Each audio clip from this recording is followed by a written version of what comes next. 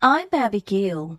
I'm 34 years old and currently pregnant, which is why I'm taking a break from work and staying at home.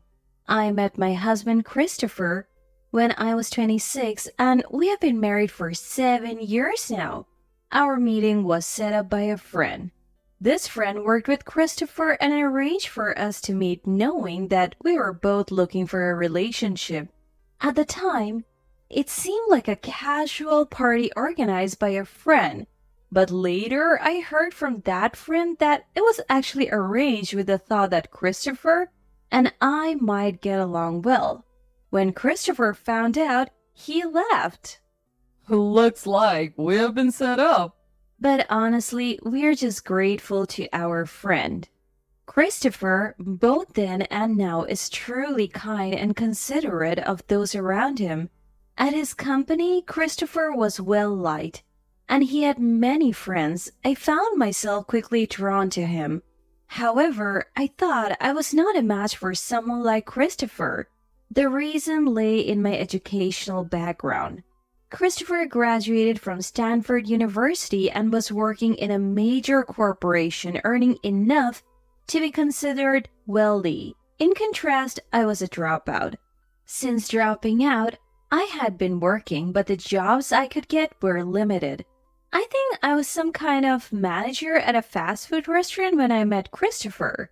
It seemed impossible that someone like me, a dropout, would catch the eye of Christopher, a highly educated man. I thought he wouldn't even bother to get to know me, but I was mistaken. Hey, what's your name? While everyone was having a great time, I was quietly drinking. Then Christopher sat next to me, offering a refreshing smile.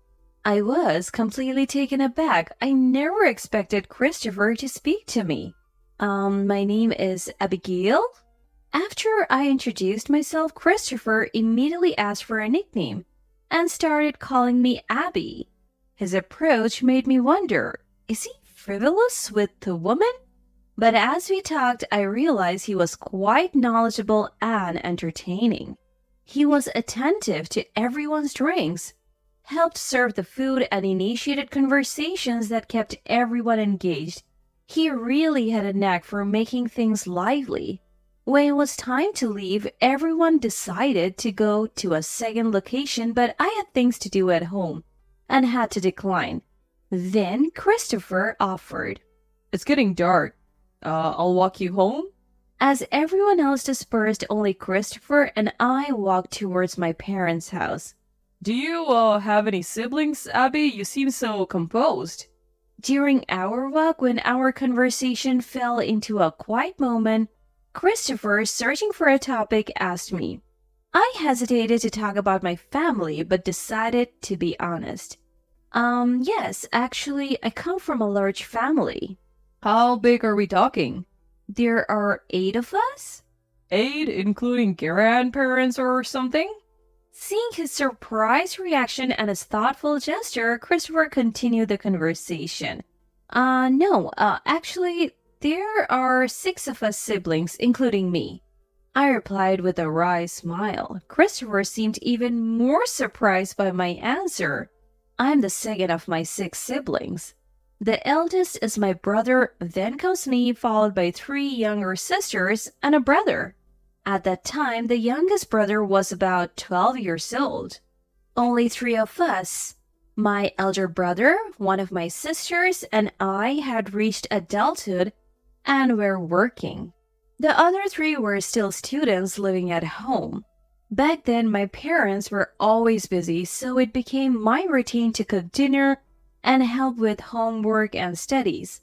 I had prepared dinner in advance that day, but I recall getting home around 8 p.m. That's impressive. Is it tough every day? He didn't have siblings himself, and I later found out that he was quite envious of my large family.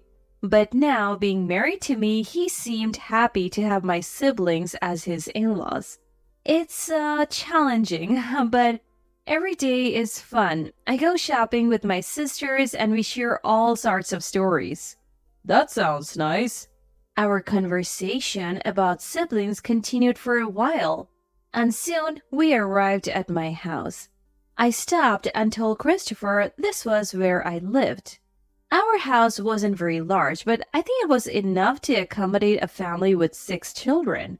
Here we are. Christopher gazed at the house. It's big. Christopher said with a wry smile. Well, thank you for walking me home, I said, smiling back at him as I reached for the door. At that moment, if I had been braver, maybe I could have asked to exchange phone numbers with Christopher, but all the while we walked together, I couldn't shake the feeling that I didn't match up to him, so I resigned myself to not asking. However, to my surprise, Christopher stopped me and, blushing slightly, asked to exchange contact information. We swapped numbers right there and promised to meet again. After that, Christopher began to show more interest, sending me messages during his busy schedule even when there was no particular reason to do so. Somehow, his morning greetings and nighttime messages became a daily routine. During this time, we went on several dates, and about 3 months after we met, Christopher confessed his feelings to me.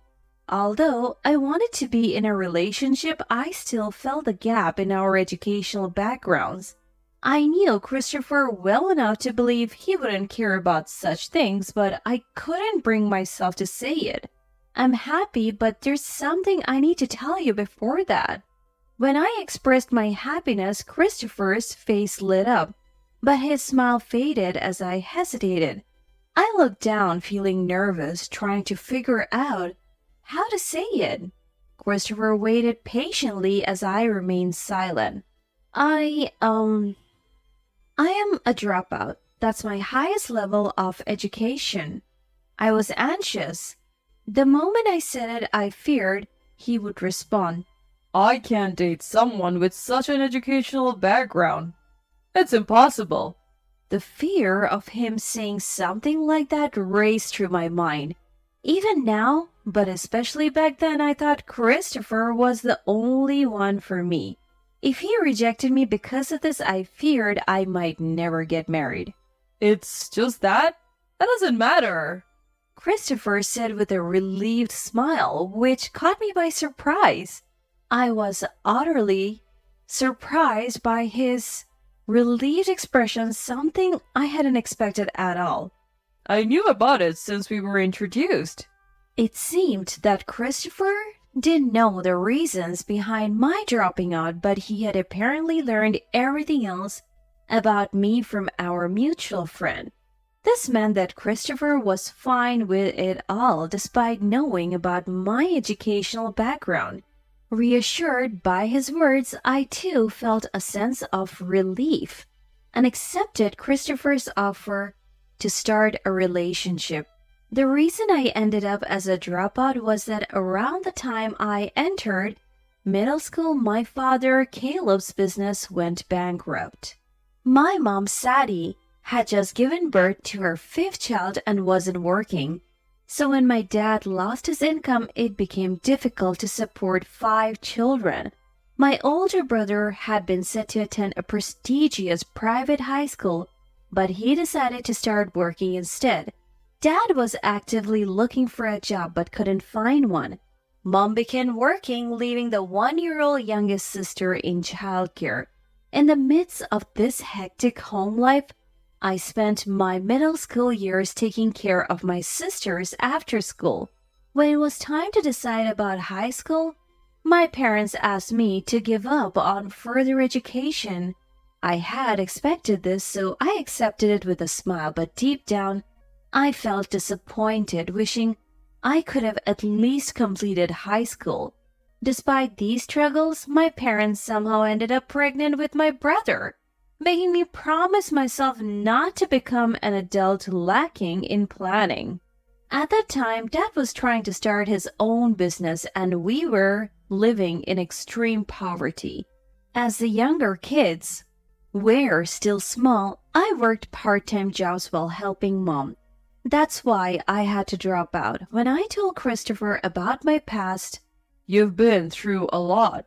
he had tears in his eyes and said, since then, He has been supportive, encouraging me to pursue anything I want to.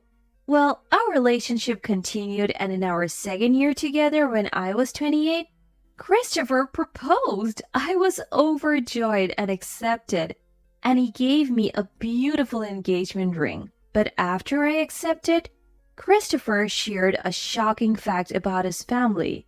It was about Christopher's family. It turns out his parents come from a long line of successful professionals like doctors and lawyers, and his mother, Autumn, is especially focused on academic achievement.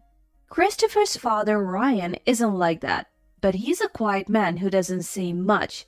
So, Christopher said we needed to handle his mother, Autumn, somehow. I had never been so angry about Christopher keeping something from me until that moment. I hesitated to marry Christopher and was about to refuse, thinking it impossible. But Christopher seemed to have anticipated this. I will protect you, and I will convince Mom, so there is no problem, he insisted. Trusting him, I agreed to have a family meeting. When we went to meet his parents, Autumn initially welcomed me warmly, not knowing my educational background. However, during the conversation, she eventually brought up the topic of education. I remember a tense atmosphere developing between me and Christopher at that moment. Which university did you graduate from, Abigail? Autumn asked with a smile. Faced with her question, I found myself at a loss for words. Noticing my hesitation, Autumn's smile quickly vanished. Well, actually, after graduating from middle school, I had to take care of my younger siblings. So I didn't go to high school or college. As I spoke honestly, Autumn's eyes sharpened. I confessed, unable to keep silent. She began to clear away the cake and coffee she had served me and stood up. Please leave immediately. I do not approve of this marriage. Expecting this reaction, I looked on, unable to say anything. However, Christopher didn't give up so easily. He stood up, facing his mother. I want to marry Abby. No matter what Mom says, I'm going to marry her. What are you saying? A dropout? If people find out you're marrying a poor uneducated woman, who knows what they will say? She's not right for you. Break up with her immediately. Autumn retorted loudly to Christopher's insistence. I refuse. There is only Abby for me. I can't possibly marry anyone but Abby. Perhaps this is what they mean by love is blind? Christopher, without any sign of embarrassment, asserted this confidently. His words made my face flush with warmth. If you don't accept it, then I'll sever my ties with you, Mom, to marry Abby. He added, a statement so extreme that at first I thought, that's embarrassing, but I'm happy. And then looked at Christopher in astonishment. Autumn reacted similarly, her eyes widening in shock, her mouth opening and closing in disbelief. What did you say?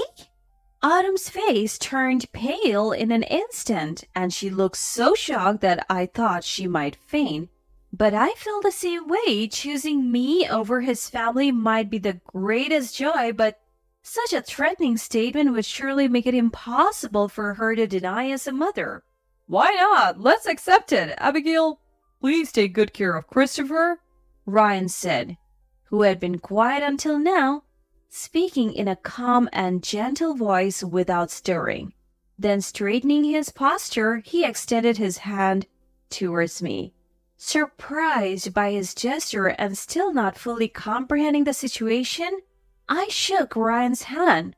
Please, the pleasure is mine, I replied. Before I knew it, the wedding had passed, and Christopher and I were starting our life together in a new apartment. After that, it was clear that my relationship with Autumn wouldn't improve, which Christopher also understood, so we minimally interacted with her. Then, in the 7th year of our marriage, Christopher and I were blessed with the long-awaited son. Hoping that having a grandchild might change her, Christopher and I went to announce the pregnancy to Autumn, but her attitude remained unchanged. "Abort it immediately. You're a disgrace to our family as it is. Why bring more shame? A dropout's child will surely turn out the same." We weren't even allowed into the house. When we told her about the pregnancy, her eyes were cold, showing no sign of acceptance. Faced with this, Christopher and I resigned ourselves to the fact that mending the relationship was impossible. Christopher suggested it would be safer to avoid his parents until our son was born, and I agreed. A few months later, our son Joshua was born. My parents were overjoyed and deeply moved, and my siblings all came to see Joshua, showering him with love and adoration. However, Christopher's parents never came to see him, but Ryan sent a silver spoon to Christopher as a congratulatory gift along with a brief note, "Congratulations." The note from Ryan read, which greatly reassured both Christopher and me that he had accepted the situation. Time passed and I stayed close to Joshua, who was about to turn 6 months old. The event we were looking forward to when Joshua turned 6 months old was his half-birthday. As this was my first child and none of my siblings had ever celebrated a half-birthday, I planned to host a grand celebration based on information I gathered from the internet and friends inviting the family to join us. I had hoped to invite Christopher's parents as well, but Christopher was against it. "She won't come anyway. Even if she does, who knows what she might do? Let's not invite her," he said. I felt disappointed, hoping they would at least see their grandson once, but if Christopher said so, I didn't insist on inviting them. I thought time might be needed, but eventually Autumn would accept us. Little did I know what would happen at the half-birthday celebration. A few days before the half-birthday party, Christopher received a call from Autumn. "Your child's half-birthday is coming up, isn't it? So I'll be coming over," Autumn said in a tone that was flat and even cold. Christopher was hesitant to accept Autumn's words, but I was happy that she was willing to come, seeing it as a step forward. On the day of the event, my parents and siblings arrived at our house first, bringing various things for Joshua. They brought milk, diapers, and even a monetary gift, filling me with happiness. After telling my family to make themselves at home, I began preparing for the half-birthday party. My family, along with Christopher, chatted and had fun taking turns holding and entertaining Joshua. Several hours after my family arrived, Christopher's parents also came. Christopher greeted them and they quickly made their way to the living room.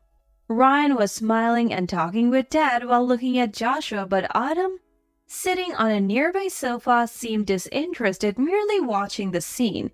When Christopher took Joshua to Autumn, she glanced at him briefly before quickly looking away, showing no interest. I watched this from the kitchen while preparing. It seemed accepting Joshua was still difficult for her. Yet I thought it was a progress that she came to our house. With this in mind, I continued with the party preparations. I had ordered pizza and other foods for the adults via delivery in advance, so that was already taken care of. I wanted to prepare Joshua's baby food myself and had been preparing it since the night before. It hadn't been long since the in-laws arrived, but finally everything from decorations to food was ready. Satisfied with Joshua's meal preparations, I felt like I had accomplished everything necessary. Christopher helped with setting up the food for the adults now arrayed on the table. All that was left was to see Joshua and bring his meal to him. As I reached for Joshua's food intending to carry it, Autumn suddenly blocked my way in the kitchen. Excuse me? Autumn, with her usual cold gaze, walked past me and placed a packet of instant ramen she was carrying next to the sink. Surprised to see the instant raiment, I lost my words and just stared at it when Autumn started looking around, seemingly searching for something. Autumn, what are you looking for? Is there no kettle? Oh, the kettle. I put Joshua's food back in its place and retrieved a kettle from the storage where I had been keeping cooking utensils. Autumn quickly snatched it from me, filled it with water, and put it on the stove to heat. Do you not like pizza? I asked her while the water was heating, but she didn't respond. Wondering why she chose instant ramen, I decided not to dwell on it again and lifted Joshua's meal to take it to him, but Autumn immediately stopped me. Wait! Confused, I put the food back down. What could this be about? I decided to wait until Autumn left the kitchen, staying put, but the silence between the two of us was unnerving. Christopher occasionally looked over worriedly, but he seemed unable to come over because Dad and my siblings were engaging him in conversation. While this was happening, the water boiled and Autumn prepared the instant ramen. Then to my shock, she started discarding Joshua's meal, one item at a time, into the trash right in front of me. Wait, what are you doing? I protested, but Autumn kept throwing the food away. Seeing the meal I had painstakingly prepared being discarded by Autumn made me feel sad. Move aside! She brushed past me, still frozen in place, and headed towards Joshua. Christopher and our parents watched, wondering what she was going to do. Unbothered by their gaze, Autumn placed the instant ramen in front of Joshua. Of course, Joshua, not understanding what was happening, looked back and forth between Autumn and his parents, seemingly amused. This is what happens with a dropout child, Autumn said, her lips curling into a smile, seemingly amused by her own remark. We were all stunned and couldn't comprehend the meaning of her actions, frozen in shock. As everyone looked at Autumn in silence, she seemed to think we didn't understand her point and let out a heavy sigh before repeating herself. That's what I mean. A child born to a fool will inevitably be a fool. It's foolish to spend time and prepare lavish meals for such a predictable outcome. Instant ramen should be enough, don't you think? Autumn said, laughing loudly as if it were the most obvious thing in the world. I was beyond anger or shock, having passed through those emotions. What is she even saying? I thought to myself, bewildered. It seemed everyone else felt the same. No one spoke or moved, and only Joshua continued to be cheerfully oblivious. The tense atmosphere was first broken by Ryan. He picked up the instant ramen that had been placed in front of Joshua, walked past me as I stood frozen, and threw it all in the sink. Ryan said something to me, but I couldn't hear him. My focus was entirely on Autumn. Do you even understand what you just said? Christopher, coming to his senses, his face flushed with anger, glared at Autumn. Unfazed by Christopher's intensity, Autumn turned away, not listening to him. Apologize to everyone right now, Christopher demanded, his fists clenched, but Autumn seemed unrepentant, shrugging her shoulders and tilting her head. Why should I apologize for stating the truth? Don't mess around. Christopher's shout echoed throughout the house in response to Autumn's words. Startled by his voice, Joshua, who had been laughing and playing until then, stiffened and began to cry loudly. Snapped back to reality by his cries, I hurried over to Joshua. He clung tightly to my clothes, his face turning red with tears. See, a child with a poor mind can't understand the situation and cries like this. Do they think everything can be solved by crying? Autumn sneered at Joshua in my arms, but even Ryan, usually restrained, intervened. Taking Autumn's hands, he apologized to us. I'm very sorry for this. We will leave now. Abigail, I apologize for the unpleasant experience. Ryan looked genuinely remorseful as he forcefully pulled Autumn, who was protesting, and began to leave the living room. Wait, please! I stopped the two of them, handed Joshua over to Christopher, and approached Ryan and Autumn. It seems there's been a misunderstanding, so I just want to say, as of today, I'm a Harvard graduate, I said with a wry smile, scratching my temple and looking alternately at Ryan and Autumn. In truth, I had always wanted to complete my high school education. But while I was dating Christopher, I couldn't save enough money to take any action. However, after marrying Christopher and with his support, I easily finished high school. Initially, I was satisfied with just completing high school, but then Christopher encouraged me to go to college as well. With his support, I decided to take a chance and apply to Harvard University, a place I thought was out of my reach. Surprisingly, I was accepted and went on to complete my degree there. I graduated today and I received my diploma earlier this morning. So, because of that, as of today, I'm a Harvard graduate. I could finally say it with pride. I had planned to announce my graduation at Joshua's half-birthday party, so even my family didn't know. Naturally, Autumn was also unaware and looked utterly shocked. Her eyes went wide and mouth agape. Why don't you come up with a more believable lie if you're going to lie? Autumn said with a strained smile, clearly skeptical.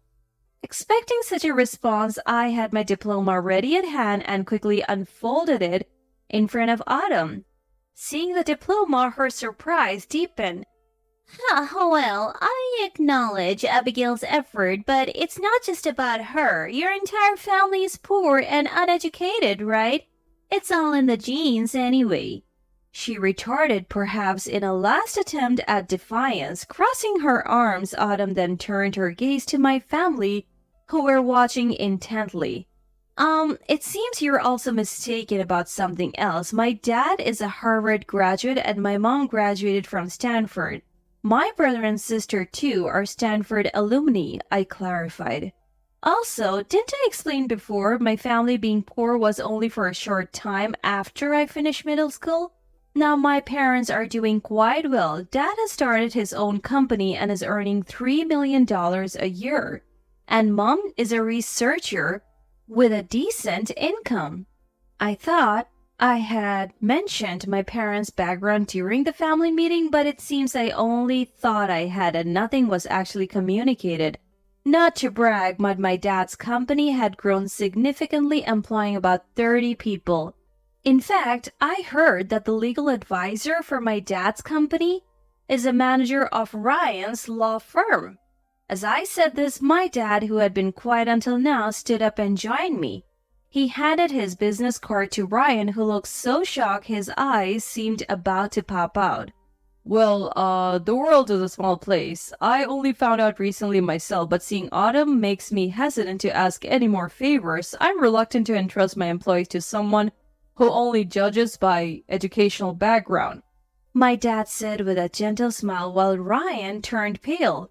Ryan quickly corrected Autumn's posture and they both apologized deeply. I'm very sorry. I will take responsibility for my wife's behavior. Please, don't let this affect our business relationship, Ryan pleaded. Dad watched Ryan and Autumn earnestly apologizing for a while, then turned to me. What do you think we should do, Abby? I really don't know what to say to that, I replied with a wry smile. Obviously, Dad had no intention of doing anything to Ryan. He probably judged that this time they had gone too far. Dad seemed almost amused, a mischievous smile on his face. Is it all right, Caleb? Christopher asked, addressing my dad, who looked too amused standing in front of us. Then, without meeting Autumn's gaze, who was still complaining, Christopher stood firmly, his arms crossed. We will never meet with Mom again. Joshua won't see her either. We're cutting off the relationship. Upon hearing this, Autumn, who had been passively apologizing under Ryan's direction, suddenly looked up alarmed and turned to face Christopher, but Christopher's expression was serious. With no hint of joking, I agreed with him on this decision. Continued interaction with Autumn might harm Joshua, and I couldn't forgive her for insulting not only me, but also Joshua and the rest of my family. Autumn tried to cling to Christopher, but he completely ignored her. Finally, Ryan led her back home, and we restarted Joshua's half-birthday party as if nothing had happened. A few months later, Ryan contacted us. Christopher, who had not cut off communication with Ryan, answered the phone without hesitation. This is what Christopher learned from Ryan. Ryan and Autumn had divorced after the incident. Although Autumn was strict about education, it turns out she didn't graduate from a particularly prestigious university. After graduating, she immediately married Ryan, so she didn't have much experience in society. She is going to have a tough time, Christopher said, indicating that neither he nor Ryan intended to help Autumn anymore. Months later, after visiting Ryan, we stopped by a supermarket and unexpectedly saw Autumn there. It appeared that Autumn was working at the supermarket we stopped by, as she was wearing its uniform. However, she seemed to be having trouble fitting in, receiving warnings from various staff members. Among them was a boy who looked like a high school student scolding her, and Autumn was repeatedly apologizing. Watching the scene, Christopher remarked, "It will be a good experience for her." He laughed, and I couldn't help feeling a bit sorry for her. Well, by now there was nothing more we could do, so we left Autumn at her job and went home. 2 years have passed since then. Our family continues to live happily, and Joshua is about to turn 3. He has grown into an energetic little boy, and while he keeps me quite busy, our life is joyfully full.